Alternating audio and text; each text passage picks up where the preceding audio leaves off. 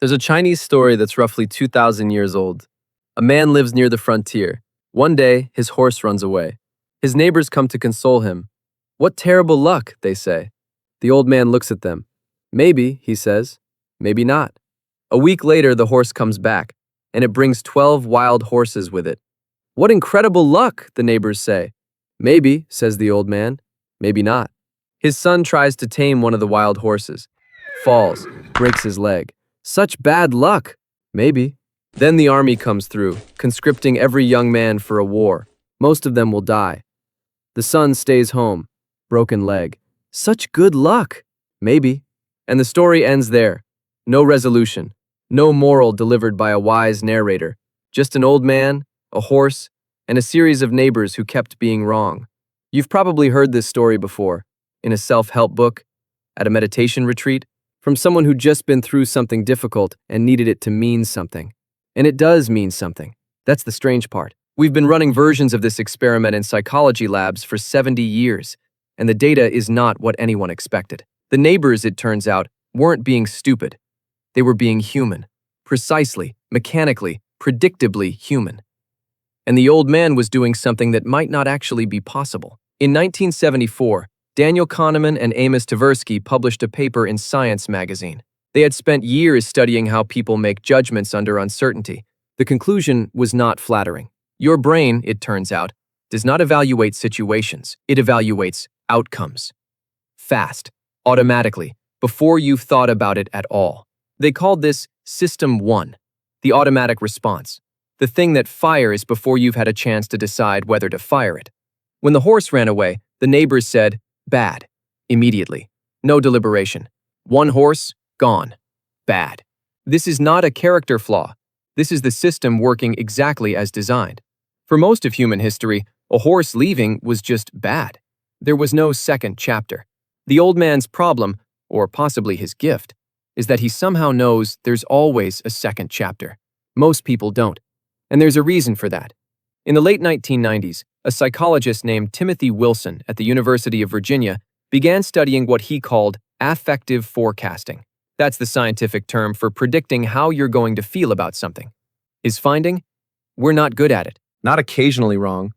Not slightly miscalibrated. Systematically, reliably, consistently wrong. In the same direction. Every time. Wilson and his colleague Daniel Gilbert ran study after study. They asked people how they'd feel after a breakup, after losing a job, after winning a sum of money, after a serious diagnosis. Every time, people overestimated how bad the bad things would feel, and how good the good things would feel. The promotion you've been waiting for? The emotional lift fades in about 2 weeks. The breakup you're convinced will ruin you? Most people feel fine within 3 months. Gilbert called this immune neglect. We forget every single time that we have a psychological immune system, a system that adapts, that reframes, that quietly gets on with things. The neighbors looked at an empty stable and felt permanent loss. The stable was never going to stay empty. But the neighbors didn't know that, because we never know that. And somehow, the old man did. Which raises the question of whether the old man was wise or just indifferent to horses. There's a bias documented by Jonathan Barron and John Hershey at the University of Pennsylvania in 1988. They called it outcome bias. The setup. A patient needs surgery. A doctor recommends it. The procedure carries a 10% chance of death. In one version of the study, the patient survives. Participants rated the doctor's decision as good. In another version, the patient dies. Same surgery, same odds, same information, same decision, made the same way for the same reasons. Participants rated the doctor's decision as poor. The outcome changed. The decision didn't. Nothing about the decision changed. We just couldn't separate the two. This is what the neighbors were doing. Not judging the horse's departure, judging what happened because of the horse's departure, and then treating that judgment as permanent. You do this too, by the way. Constantly. We all do. We judge the jobs we took by whether they worked out, the risks we took by whether they paid off, the people we trusted by whether they deserved it in the end, as if the quality of a decision were ever in the outcome, and not in what we knew when we made it. The horse left. That was the decision point. Everything after was the story. Now, before you feel too good about the old man, because maybe can go wrong, and it often does. There's a version of this story that gets told in airport bookstores. It usually involves a subtitle like, "The Ancient Wisdom That Will Change Your Life." It argues that if you just reframe things correctly, you'll be fine. That perspective is everything. That attitude determines outcome. This is not what the old man is saying. A 2020 study in the journal Emotion by researchers at the University of Toronto found that people who suppressed negative emotion, who reframed instead of felt, didn't feel better. They felt worse.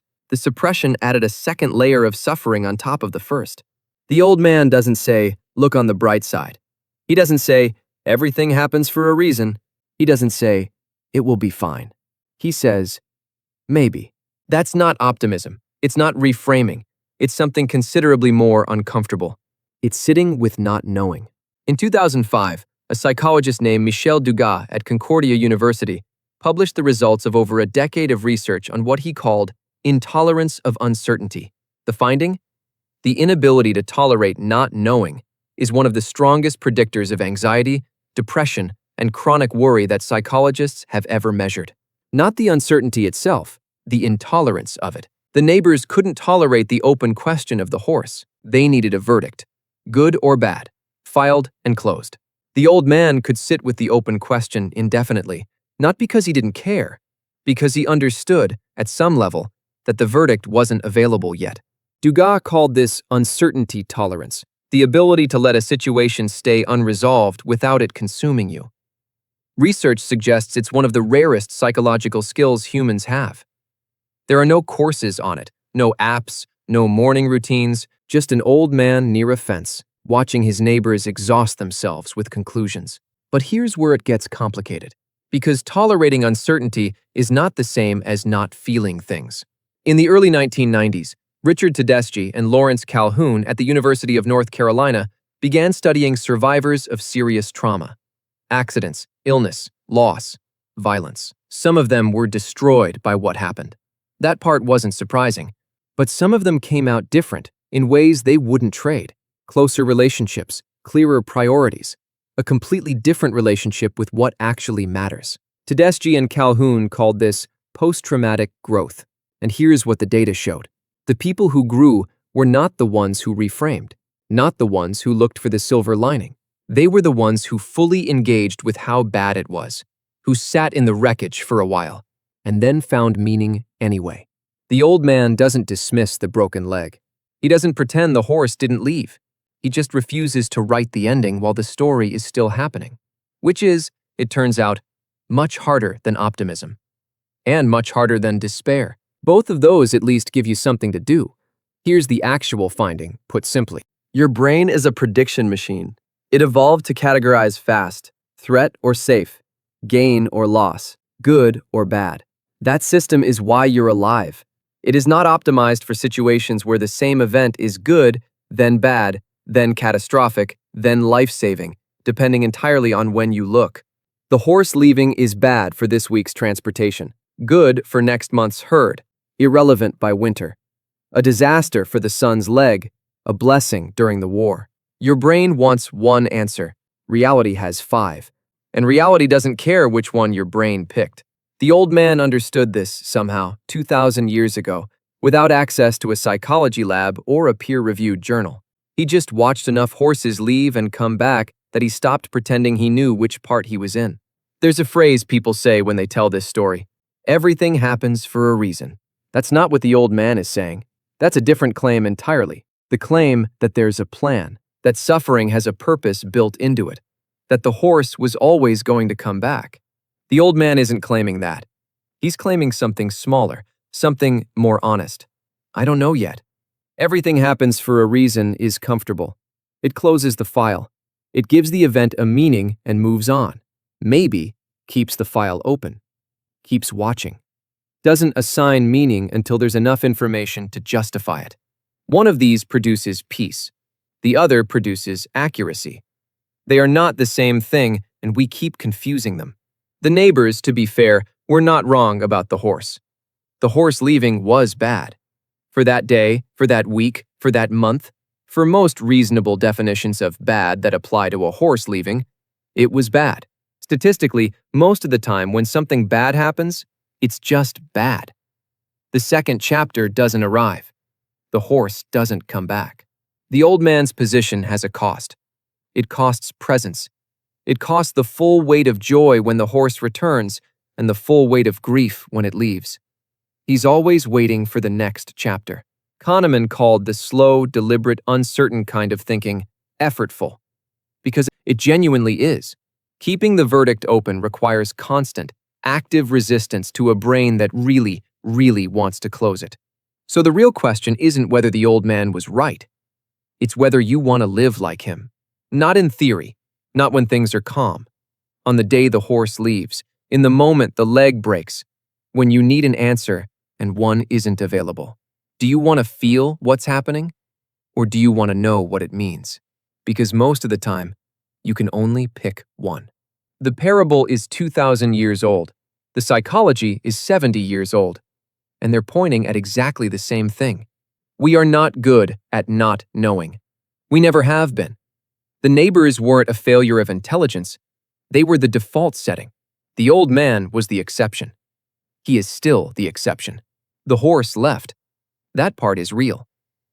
Everything after, the luck, the disaster, the blessing, the meaning, you added. You had to. Your brain required it. The old man just kept quiet long enough to be wrong less often. Maybe that's wisdom, maybe not. If this made you think or question what you thought you knew, leave a like. And if you want more strange stories about why we think the way we do, subscribe. There's probably something else you haven't questioned yet.